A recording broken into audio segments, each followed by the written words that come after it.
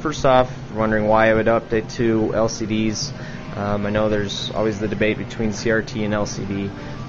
Well, first off for me, it was that the CRTs in both of these cabinets died. These originally were Cruis'n USA cabinets, and CRTs, well, they worked for about a year, just they gave up the ghost recently, and so as each one died, I figured I'd just take advantage of that and spend the money on an LCD monitor to replace it. Now, I've seen LCDs before. First saw them at ASI 2008, where they were showing off converted Tokyo Drift cabinets that had 26-inch LCD monitors inside of them. Now, while the game resolution itself was never adapted to widescreen, it still actually works out just fine. Now, it's kind of hard to see on this particular one, probably even with the resolution here, that there's a little bit of banding going on, vertical banding on this particular monitor. This is the first one I bought, which was a ViewSonic. Just went to Costco, got it for about $190, $200, I think it was. 24-inch monitor, great contrast ratio, great color.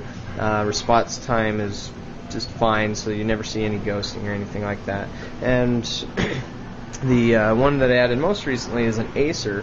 Also got it at Costco. This is the model P244W.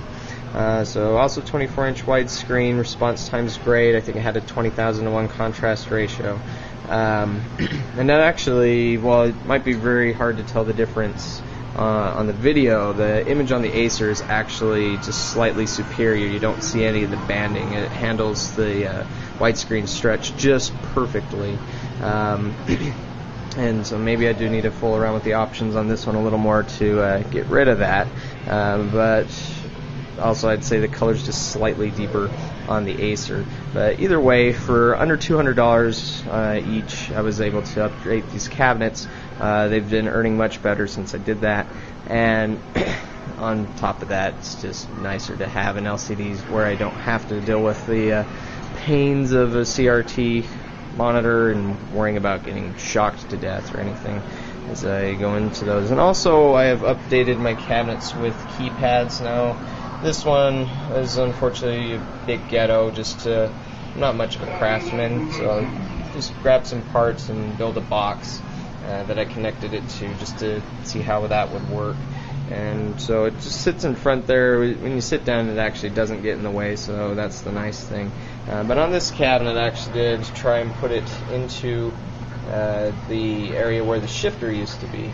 And so I'll just kind of see how that works out. I do like having it inside of the dashboard as opposed to this box on top that people can beat on. But those are the updates. And of course, having the keypads is really nice because that allows people to create a profile that they can save their games to, and that's just better overall, as opposed to just not having the profile and having to not being able to keep the upgrades that you purchase for your car.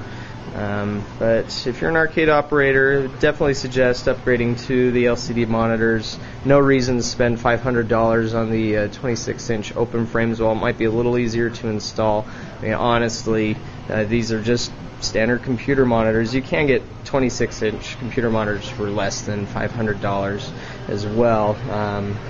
But I mean, the 24 inches do look just fine. But if you want that little bit extra, a little larger image, then you can spend the extra $100 and it'd still be just fine. You don't necessarily need the open frame. Just make sure you put enough bracing behind the monitor and on the bottom as well. Just really takes time. I mean, like I said, I'm not a craftsman, but I was able to build a sturdy mount for it. But that is the update to Tokyo Drift, and see you later.